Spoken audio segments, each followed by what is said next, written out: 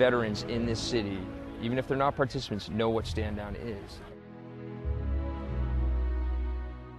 People know in San Diego that this is going to happen every year. They tell their friends on the street, they talk to each other, and they say, are you going to go to Stand Down?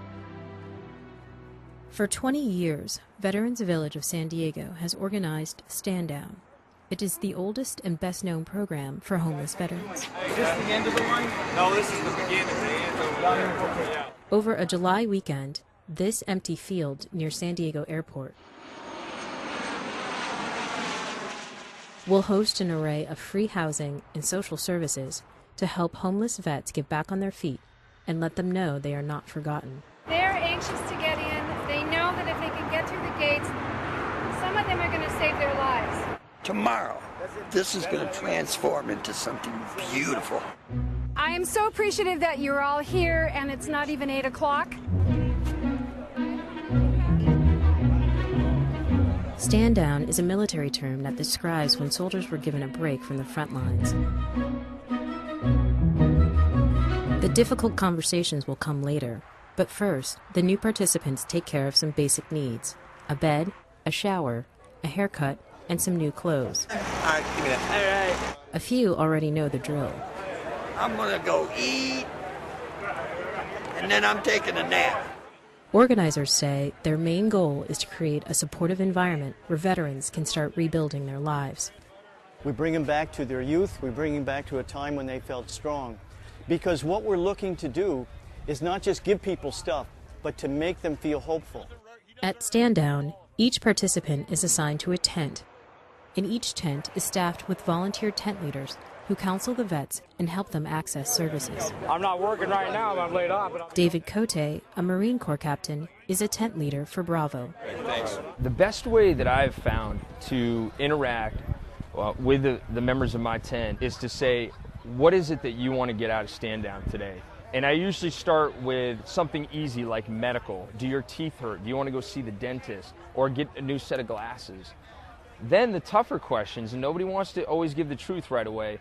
Do you need job counseling and do you need housing? So those will come later. I try to build a rapport, kind of that mentoring role, kind of that big brother coaching role.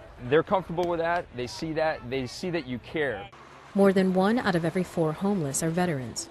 Many Stand Down participants became homeless through some combination of disability, substance abuse, and mental health problems.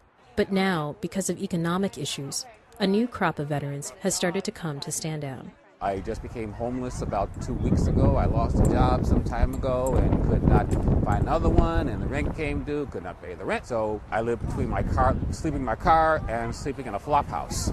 I came here and took advantage of the services here. Like I got my hair cut for free for the first time in my life. I had a problem with the back of my mouth, so I got a tooth extracted. Oliver hopes this is a temporary hitch, that this will be his first and only time at Stand Down.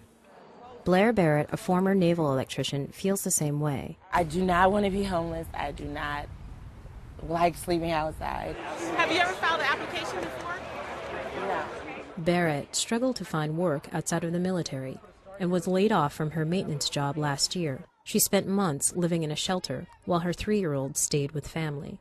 There was just like no job, no money, I couldn't pay the rent, and before I got eviction on my credit, I'd rather go to a shelter. Barrett is part of the growing population of homeless veteran women with children. Now she is looking for work and a permanent home. I'm motivated and I want to work. I want to provide a normal life for my child and for my family. And I want to succeed, but just the times are not allowing me to do that. Like Oliver, Barrett is determined to use all the resources at Stand Down to get her life in order.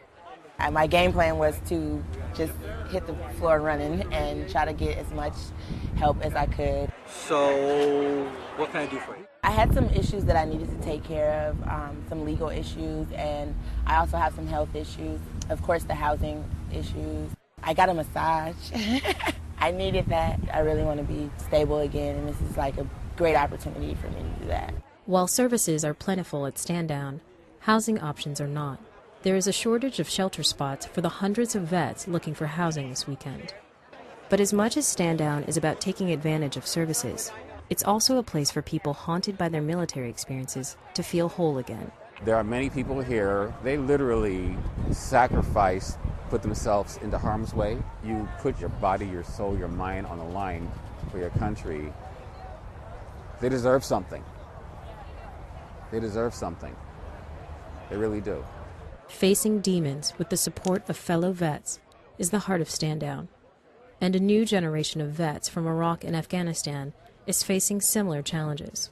Kenneth Kuntz suffered a traumatic brain injury from a roadside bomb, and he used drugs and alcohol to cope. Ultimately, it forced him onto the streets. It's a domino effect. You start using, all of a sudden, I started losing everything. And all of a sudden, and I pushed everybody away from me to where nobody wanted to be around me. So when I hit my bottom, I didn't have no one. I didn't have no family. I don't have nobody, you know what I mean? So that's how I ended up homeless. For 26-year-old Kuntz, seeing homeless Vietnam vets struggle with recovery has been a wake-up call. It gets them off the street for at least a couple days so they know what it's like to be sober, you know what I mean? Like, it gives them that little bit of hope, you know? This is the only time that anybody really comes out really or cares about them, you know what I mean? I don't know. You know, I don't know if there is any help for some of them, you know? It's really a look into my future, like if I don't get my stuff right, this could be where I'm at when I'm 50 years old, and I don't want to be sleeping in a tent, you know what I mean, when I'm 50 years old, you know? When a lot of these veterans returned from Vietnam, there were not many services like Stand Down available to help them readjust to civilian life. But through the efforts of Vietnam vets like Dr. Natchison, soldiers like Kenneth Kuntz Let us pray. Have more support. The Lord is my shepherd, I shall not want. Still, longtime volunteers say sometimes it takes more than one stand down to get people on the right track. Yea, though I walk through the valley of the shadow of death. For some people, recovery takes a long time, and I don't think anybody can presume to know and fully understand what everybody's unique situation is out on the street, what it is they care about, what it is that is inhibiting them from a recovery. We'll never know the full picture. The best that we can do is provide a service like Stand Down year after year after year. Oh, say can you see by the dawn's early light?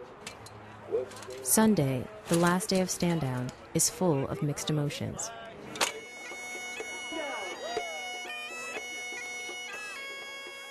For some, the weekend offered a chance to take one step closer to a healthy mind and body. Blair Barrett applied for disability benefits from the VA. Kenneth Kuntz got several parking tickets dismissed at the homeless court. Robert Oliver is waiting to hear back about a job interview. But for others, Sunday is filled with heartbreak. The hardest part is knowing that Stand Down's going to be over in a few hours and knowing that this camp will close down and they're going back on the street. It's challenging and heartbreaking when you feel like you could have reached out to another member of your tent, and I just don't know if their situation is going to improve.